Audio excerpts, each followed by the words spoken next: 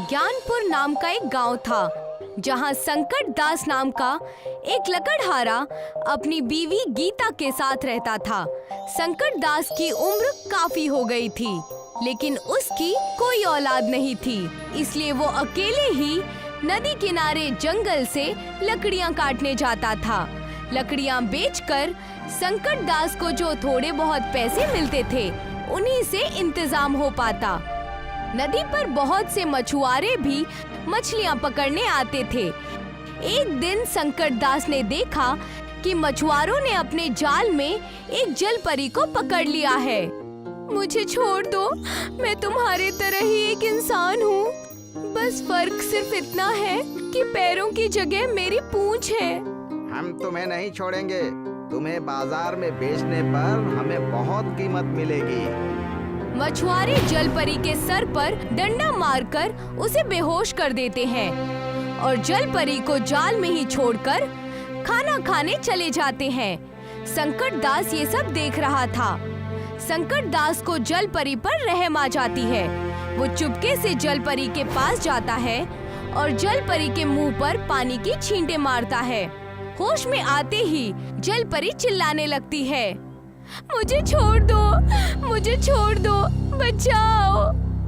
डरो नहीं, मैं मछुआरा नहीं हूँ। मेरा नाम संकट दास है। मैं तुम्हारी मदद करने आया हूँ। संकट दास ने कुल्हाड़ी से जाल काटा। मैं तुम्हारा ये एहसान कभी नहीं भूलूंगी। इसमें एहसान की कोई बात नहीं है। मैंने तो बस इंसानियत के नाते तुम्हारी मदद की है। इतना कहने के बाद संकट दास अपने घर लौट आया। घर लौटने पर संकट दास ने देखा कि उसकी बीवी आंखों में आंसू लिए है और उसने खाना भी नहीं बनाया है। क्या हुआ गीता, आज तुम इतनी मायूस क्यों हो? रोजाना तो तुम मेरे लिए खाना बनाकर तैयार रखती थी, आज तो तुमने चूल्हा भी नहीं जलाया है। घर में अनाज का एक दाना नहीं है और आज सरपंच ने गांव में ढोल पिटवाकर ऐलान करवाया है कि आज के बाद कोई भी जंगल से लकड़ियां नहीं काटेगा। क्या हुकूमत ने लकड़ियां काटने पर रोक लगा दी है? हाँ, इसीलिए रो रही हूँ मैं। हमारे पास तो लकड़ियाँ काटकर बेचने के अलावा कमाई का और कोई रास्ता भी नहीं है। अब हमारा क्या होगा? हमारा तो कोई बेटा भी नहीं है जो शहर जाकर कमाई करके ला सके। फिक्र मत करो, एक दरवाजा बंद होता है तो दूसरा खुलता है। भगवान हमारी मदद जरूर करेंगे। आज लकड़ियाँ बेचकर 100 रुपए मिले हैं। चलो ढाबे पर चलकर खाना खा लेते हैं।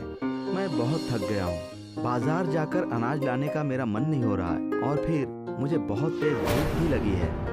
संकट दास और गीता ढाबे पर खाना खाने पहुँचे। गांव में एक ही ढाबा था जो शेरा और हाथी नाम के 2 भाई चलाया करते थे। शेरा भाई, जरा हमारे लिए 2 सादा थाली लगवा दीजिए। ठीक है, लगाता हूँ। आधे घंटे इंतजार करना पड़ेगा। आधा घंटा बीत गया लेकिन थाली नहीं आई। शेरा भाई, अभी तक हमारी थाली नहीं आई। तुम बार बार मेरा सिर क्यों खा रहे हो? देख नहीं रहे हो इतनी भीड़ है? मगर तुम्ही ने तो कहा था कि आधे घंटे बाद थाली मिल जाएगी। अब हम कभी इस ढाबे पर खाना खाने नहीं आएंगे। गीता ने घर पहुंचकर संकट दास से कहा, हमारे गांव में एक ही ढाबा है, उस पर कितनी भीड़ रहती है और खाना भी अच्छा नहीं मिलता। क्यों ना हम लोग अपना एक ढाबा खोल लें? अगर हमारा ढाबा चल निकला तो हमारी अच्छी कमाई हो जाएगी। ये ख्याल मेरे मन में भी आया था। मैं अपने सोने के कंगन गिरवी रख दूंगी, तब तो किराए का इंतजाम आसानी से हो जाएगा ना। संकट दास और गीता ने शेरा और हाथी भाइयों के ढाबे के पास ही एक दुकान किराए पर ले ली और अपना ढाबा शुरू कर दिया। संकट दास भाई, थाली कितने की है? सिर्फ 50 रुपए की। आप बैठिए, मैं अभी आपके लिए खाना लगाता हूँ। संकट दास और गीता के मोहब्बत भरे बर्ताव और लजीज खाने की वजह से उनके ढाबे पर धीरे धीरे लोगों की भीड़ बढ़ती गई। उधर शेरा और हाथी का ढाबा खाली होता जा रहा था। कुछ ही दिनों में शेरा और हाथी भाइयों का काम धाम ठप हो गया। शेरा भाई, अगर ऐसा ही चलता रहा तो हम तो बर्बाद हो जाएंगे। पिछले 2 महीनों से हमारी आमदनी आधी से भी कम हो गई है। हमें इस संकट दास को ठिकाने लगाना होगा। ना रहेगा बांस, ना बजेगी बांसुरी। मेरे पास एक तरकीब है। शेरा संकट दास को बचपन से जानता था। वो जानता था कि संकट दास को तैरना नहीं आता। एक रात शेरा और हाथी संकट दास के करीब पहुंच गए। उन्होंने संकट दास का मुंह कपड़े से बांध दिया। फिर वो संकट दास को नाव पर बिठाकर नदी के बीचों बीच फेंक दिया। कुछ ही वक्त में संकट दास नदी में डूब गया। कुछ वक्त बाद संकट दास की आंख खुली तो उन्होंने खुद को पानी के अंदर पाया। वही जल परी जिसकी संकट दास ने एक बार जान बचाई थी, वो संकट दास के सामने खड़ी थी। मैं जिंदा कैसे बच गया?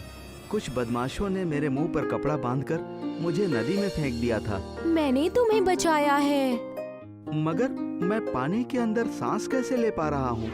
क्योंकि मैंने तुम्हें एक जादुई गोली खिलाई है। जलपरी संकट दास को एक घड़ा देती है। जब भी तुम इस घड़े में हाथ डालोगे, इससे एक गोली बाहर निकलेगी। उस गोली को खाने के बाद कोई भी पानी के अंदर सांस ले सकता है, लेकिन ध्यान रहे कि इस गोली का असर केवल 12 घंटे तक ही रहता है। मैं ये घड़ा तुम्हें तोहफे में दे रही हूँ, तुम इसे ले जा सकते हो। संकट दास घड़ा लेकर अपने घर आ गया। उसने घड़े को संभाल कर रख दिया और अपने ढाबे पर काम करने चला गया। शेरा और हाथी उसे देखकर चौंक गए। अरे भाई, ये संकट दास जिंदा बचकर वापस कैसे आ गया? लगता है इसने तैरना सीख लिया होगा। शेरा भाई, अब हम क्या करेंगे? फिक्र मत करो, इस बार मैं संकट दास का खेल खत्म कर दूंगा। शेरा गांव के सरपंच के पास गया और उसने सरपंच से कहा, चौधरी साहब, मुझ पर एक एहसान कीजिए। क्या बात है शेरा, इतने परेशान क्यों लग रहे हो? चौधरी साहब, गांव के हर एक आदमी से कह दीजिए कि कोई भी संकट दास को अपनी जमीन या दुकान किराए पर ना दे। संकट दास की वजह से मेरा कारोबार चौपट हो रहा है। ठीक है, तुम्हारा काम हो जाएगा। संकट दास जिस दुकान में ढाबा चला रहा था, उस दुकान के मालिक ने संकट दास से दुकान खाली करवा दी। इन्हें अचानक क्या हो गया? हम तो अच्छा खासा किराया भी दे रहे थे, फिर भी इन्होंने हमसे दुकान क्यों खाली करवा दी? कोई बात नहीं, मैं कोई दूसरी जगह किराए पर ले लूंगा।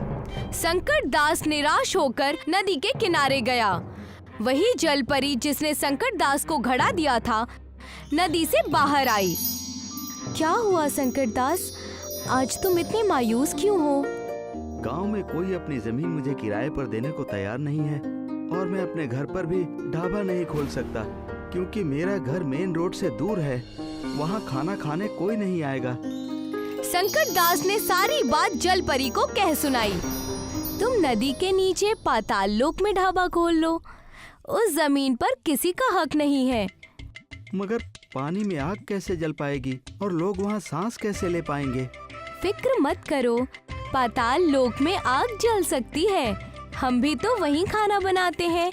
और रही बात पानी में सांस लेने की, तो याद करो, मैंने तुम्हें एक घड़ा दिया था जिसमें जादुई गोलियां थीं। हाँ, उस मटके के बारे में तो मैं भूल ही गया। संकट दास ने नदी के नीचे पाताल लोक में ढाबा खोल दिया और गांव में जगह जगह बैनर लगवा दिए। गांव के लोग पाताल लोक का ढाबा देखने के लिए बहुत उतावले थे। वो सभी नदी के किनारे पहुंच गए। संकट दास ने सभी को मटके से निकालकर एक एक गोली दे दी और कहा, सुनो सुनो भाइयों, इस गोली का असर 12 घंटे तक ही रहता है, इसीलिए 12 घंटे के बाद पानी से बाहर जरूर आ जाना। लोगों ने नदी के नीचे जाकर पाताल लोक में संकट दास के ढाबे में खाना खाया और पाताल लोक की सैर भी की। संकट दास ने नदी किनारे एक नौकर को खड़ा कर दिया और उससे कहा, जो भी खाना खाने आए उसे मटके से निकालकर एक गोली दे देना। ऐसा कहकर संकट दास ढाबे पर काम करने चला गया। उधर शेरा गुस्से से आग बबूला हो रहा था। पाताल लोक का ढाबा, संकट दास ने ये बहुत अच्छी चाल चली है। अपने गांव वाले तो वहां जा ही रहे हैं, ऊपर से बगलगीर गांव के लोग भी पाताल लोक में खाना खाने और वहां सैर करने के लिए जा रहे हैं। हमारे ढाबा पर तो सन्नाटा छा गया है। भाई, मैं भी संकट दास के ढाबे पर गया था। पाताल लोक की दुनिया बहुत खूबसूरत है। बहुत रंग बिरंगी मछलियाँ देखने को मिलती है वहाँ। खामोश। अगर संकट दास का ढाबा इस गांव में रहा ना, तो हमें इस गांव से बाहर जाकर कहीं और ढाबा लगाना पड़ेगा। शेरा फिर से गांव के सरपंच के पास पहुंच गया और बोला, चौधरी साहब, आप संकट दास के ढाबे को नदी के अंदर से हटवाइए। मेरा बहुत नुकसान हो रहा है। माफ करना शेरा, मैं संकट दास को और परेशान नहीं कर सकता। संकट दास के ढाबे की वजह से दूर दूर से लोग हमारे गांव में आ रहे हैं। इससे हमारे गांव का नाम हो रहा है और मुसाफिरों की वजह से गांव के लोगों की माली हालत भी सुधर रही है। इस बार मैं तुम्हारी कोई मदद नहीं कर पाऊंगा। शेरा अपने घर आकर हाथी से बोला, चौधरी साहब भी हमारी कोई मदद नहीं करेंगे। अब हम क्या करेंगे भाई? शेरा और हाथी गांव छोड़कर दूसरे गांव में अपना ढाबा चलाने लगे। अब संकट दास और गीता का पाताल लोक का ढाबा चलता रहा। राजन अपने घर पर चुपचाप एक चारपाई पर लेटा हुआ था कि तभी कोई उसके घर का दरवाजा बुरी तरह से पीटने लगा। राजन की बीवी नंदा रसोई में खाना बना रही थी। राजन ने उठकर दरवाजा खोल दिया। राजन के सामने गांव का साहूकार संपत राय खड़ा था। संपत राय राजन को गुस्से से देखते हुए बोला, देखने में तो तुम बहुत ही मासूम लगते हो राजन, मगर अंदर से तुम इतने झूठे होगे मैंने कभी सोचा भी नहीं था। आखिर मैंने ऐसा क्या कर दिया? भूल गए? आज तुम्हें मेरे पैसे लौटाने थे। मुझे मालूम है संपत जी कि मुझे आपको पैसे लौटाने हैं, मगर अभी तो दिन गुजरने में पूरे 6 घंटे बचे हैं। शाम तक इंतजार तो कर लेते आप। नहीं, मैं शाम तक इंतजार नहीं कर सकता। मुझे मेरे पैसे अभी के अभी चाहिए। देखिए, इस वक्त मेरे पास पैसे नहीं हैं। आप तो जानते हैं संपत जी कि मेरा शहर में बहुत बड़ा कारोबार था।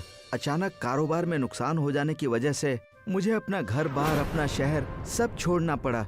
मजबूरी में मुझे यहाँ कर गांव में बसना पड़ा। आप तो मेरे बारे में सब जानते हैं। बस करो, बहुत हो गया। तुम्हारी इन कहानियों को सुन सुनकर मैं थक गया हूँ। अरे अगर तुम्हारा कारोबार डूब गया तो तुम मुझे भी डुबा दोगे क्या? तुमने पैसे लेते वक्त वादा किया था कि 3 महीने में लौटा दोगे। आज 5वां महीना हो गया।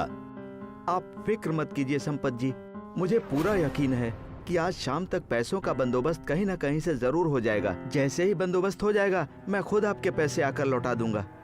राजन की बात सुनकर संपत राय गुस्से से बुरा भला बोलकर वहाँ से चला गया। राजन अपनी आंखों में आंसू लिए हुए चारपाई पर बैठ गया कि तभी उसकी बीवी नंदा उसके पास आकर बोली, आपने उससे झूठ क्यों बोला कि आपके पास पैसे आ जाएंगे? शाम तक पैसे कहाँ से आएंगे आपके पास? कल मैंने अपने दोस्त नितिन से बात की थी। आज वो कुछ पैसे लेकर आएगा मुझे देने। कब तक अपने आप को झूठी तसल्ली देते रहोगे? अरे बुरे वक्त में कोई किसी के साथ नहीं होता। तो फिर तुम ही बताओ नंदा, मैं क्या करूं? मेरी वजह से शादी के बाद तुम्हारी तालीम अधूरी रह गई। अगर मेरा कारोबार बर्बाद नहीं होता तो तुम बहुत बड़ी साइंटिस्ट बन सकती थी। फिक्र मत कीजिए, मैं अभी एक अपने प्राइवेट प्रोजेक्ट में जी जान से लगी हुई हूँ। मुझे पूरी उम्मीद है कि मैं सफल हो जाऊंगी। किस प्रोजेक्ट की बात कर रही हो तुम नंदा? इस प्रोजेक्ट को करते हुए तुम्हें पूरे 2 साल हो गए हैं। पहले शहर के लोग तुम्हारा मजाक उड़ाते थे और अब गांव के लोग भी तुम्हारा मजाक उड़ाते हैं। अगर ऐसा ही रहा तो मुझे नदी में डूबकर मजबूरन सुसाइड करनी पड़ेगी। राजन आंखों में आंसू लिए हुए वहाँ से चला गया और सारा दिन वो अपने दोस्त नितिन का इंतजार करता रहा, मगर नितिन वहाँ पर नहीं आया। नंदा जानती थी कि नितिन राजन को सिर्फ और सिर्फ बेवकूफ बनाता है। दरअसल नंदा शादी से पहले साइंटिस्ट बनने की तैयारी कर रही थी और वो साइंटिस्ट बनने के लिए पूरी मेहनत और लगन से अपनी तालीम में लगी हुई थी, मगर तालीम के बीच में ही नंदा की राजन से शादी हो गई। शादी के बाद राजन ने नंदा को अपनी तालीम जारी रखने के लिए कहा। नंदा खुश हो गई, मगर किस्मत को कुछ और ही मंजूर था। अचानक राजन का बिजनेस तबाह हो गया और शहर में उसके ऊपर बहुत सारा कर्जा हो गया। राजन को रातों रात शहर छोड़कर अपने गांव में आकर बसना पड़ा, जहां उसके मम्मी पापा सालों पहले रहा करते थे। घर के काम से फ्री होकर नंदा अपने प्रोजेक्ट में जुट गई। नंदा काफी सालों से एक रोबोट बनाने की कोशिश में लगी हुई थी। नंदा अपने प्रोजेक्ट में बिजी ही थी कि तभी संपत अपने साथी भीमा के साथ घर के अंदर आ जाता है। राजन कहाँ है?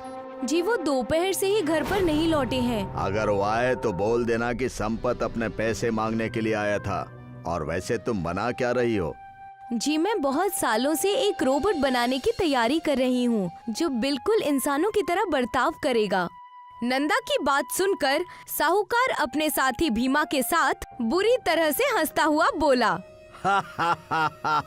इससे तो बेहतर है कि तुम इस कबाड़ को किसी कबाड़ी के पास बेच दो और मेरे पैसे चुका दो। साहूकार साहब सही कह रहे हैं और तुम इस बेकार के कामों की जगह इनके घर के बर्तन मांज दिया करो तो तुम्हारी कुछ आमदनी भी हो जाएगी। संपत और भीमा नंदा का मजाक उड़ाते हुए वहाँ से चले गए। नंदा को उन दोनों की बात अंदर तक चुभ गई। उसने गुस्से से उस रोबोट को उठाकर जमीन पर पटक दिया और गुस्से में बोली, संपत और भीमा सही बोल रहे थे। इससे अच्छा तो मैं उनके घर पर बर्तन ही मांजने का काम करूं, तो मुझे ज्यादा आमदनी हो जाएगी। नंदा ने इतना बोला ही था कि तभी उसके कानों में किसी के कराहने की आवाज टकराई। नंदा चौंक कर इधर उधर देखने लगी, मगर उसने देखा कि आवाज कहीं और से नहीं बल्कि रोबोट से आ रही थी। उसने देखा कि रोबोट की आंखों में आंसू थे। ये मैं क्या देख रही हूँ? कहीं मेरी आंखों का धोखा तो नहीं? तभी वो रोबोट नंदा की ओर देखकर बोला, नहीं माँ, ये तुम्हारी आंखों का धोखा नहीं बल्कि सच है। आपने मुझे इतनी जोर से जमीन पर पटका कि दर्द से मेरा जिस्म दुख रहा है। नंदा फटी फटी आंखों से अपने इस प्रयोग को हैरानी भरी नजरों से देखने लगी। नंदा को नहीं पता था कि उसका शौहर राजन भी इस नजारे को देख रहा था। तुमने तो वाकई कमाल कर दिया नंदा। ये तो हूबहू बिल्कुल इंसानों की तरह बर्ताव कर रहा है। मैंने तुमसे कहा था ना कि मुझे पूरा यकीन है मैं अपने प्रयोग में सफल हो जाऊंगी, क्योंकि आपने ही मुझे बनाया है। माँ, जब संपत और कालिया आपका मजाक उड़ा रहे थे तब मुझे बहुत गुस्सा आ रहा था, लेकिन मैं चाह कर भी कुछ नहीं कर पा रहा था। मगर जैसे ही आपने मुझे जमीन पर पटका, मुझे अपने जिस्म में जान आती हुई महसूस हुई। अब मैं खुद को बहुत ही शक्तिशाली महसूस कर रहा हूँ। मैं इंसानों की तरह सोच और समझ सकता हूँ। मुझे तुम्हारी बात पर यकीन है बेटा। तुम्हारी आंखों के आंसू बता रहे हैं कि तुम्हारे अंदर इंसानों के जैसे इमोशंस भी हैं। आप फिक्र मत कीजिए, अब मैं आ गया हूँ ना। मैं पापा के काम में इनका हाथ बटाऊंगा। मैं कुछ भी कर सकता हूँ। मैं हल भी चला सकता हूँ, खेती भी कर सकता हूँ और बिजनेस भी कर सकता हूँ। राजन नंदा की ओर देखकर बोला, ये कैसे मुमकिन हो सकता है? हो सकता है राजन, बिल्कुल हो सकता है। मैंने इसके दिमाग में लाइब्रेरी की सैकड़ों किताबें अपलोड कर रखी हैं। इसके दिमाग में ज्ञान का भंडार है। उस दिन से नंदा का रोबोट बेटा दूसरों के खेतों में हल चलाने का काम करने लगा। वो रोबोट पूरे दिन का काम 1 घंटे में ही कर देता। देखते ही देखते राजन के पास पैसों की बारिश होने लगी। कुछ ही दिनों में उसने संपत का कर्जा चुका दिया और वो खुद का कारोबार करने की सोचने लगा। पर ये बात संपत को बिल्कुल भी पसंद नहीं आई। संपत एक दिन भीमा से बोला, राजन का वालिद भी एक बहुत कामयाब इंसान था। मैं कभी भी उससे आगे नहीं बढ़ पाया। सोचा था कि इसके बेटे को बार बार बेइज्जत करूंगा, मगर उसकी बीवी ने तो कमाल कर दिया। और इससे भी ज्यादा फिक्र की बात यह है सेठ साहब कि वो रोबोट 50 लोगों का काम कुछ ही मिनटों में कर देता है। हमें बहुत ज्यादा नुकसान उठाना पड़ रहा है, मगर फिक्र मत कीजिए। आखिर वो रोबोट सिर्फ एक लोहे का टुकड़ा ही तो है। कल मैं कुछ आदमियों के साथ जाकर उसके टुकड़े टुकड़े कर दूंगा। और तुम्हारे साथ मैं भी चलूंगा भीमा। मैं अपनी नजरों के सामने उस रोबोट के टुकड़े होते देखना चाहता हूँ। अगली रात भीमा संपत को लेकर कुछ आदमियों के साथ राजन के घर पर पहुंच गया और अचानक उसने लाठियों और डंडों से रोबोट के ऊपर हमले करने शुरू कर दिए। अचानक हुए हमले से रोबोट गिर गया। तभी वहाँ पर नंदा और राजन दौड़ते हुए आए। ये क्या कर रहे हो तुम लोग? दिखाई नहीं देता क्या तुम्हें? माफ करना नंदा, हमारे पास इसके अलावा और कोई रास्ता नहीं है। अगर तुम्हारा ये रोबोट ऐसे ही गांव का काम करता रहा तो फिर हम गरीब और बेसहारा लोगों को अपना गुलाम बनाएंगे। प्लीज मेरे बेटे को छोड़ दीजिए। राजन, ये सिर्फ एक लोहे का टुकड़ा है, तुम्हारा बेटा नहीं। लोहे का टुकड़ा तुम्हारे लिए होगा, मेरे लिए तो ये मेरे जिगर का टुकड़ा है। अचानक रोबोट के जिस्म में बिजली जैसी फुर्ती आ गई और उसने उठकर संपत और भीमा को हवा में बुरी तरह से उछाल दिया। वो दोनों मुंह के बल गिरे और डर से थर-थर कांपने लगे। सेठ साहब, इस रोबोट के अंदर तो बहुत जान है। बिल्कुल दुरुस्त फरमा रहे हो भीमा, अपनी खैरियत चाहते हो तो यहाँ से भागो। वो दोनों डर कर उसी रात गांव छोड़कर भाग गए और देखते ही देखते नंदा का बेटा रोबोट पूरी दुनिया में मशहूर हो गया।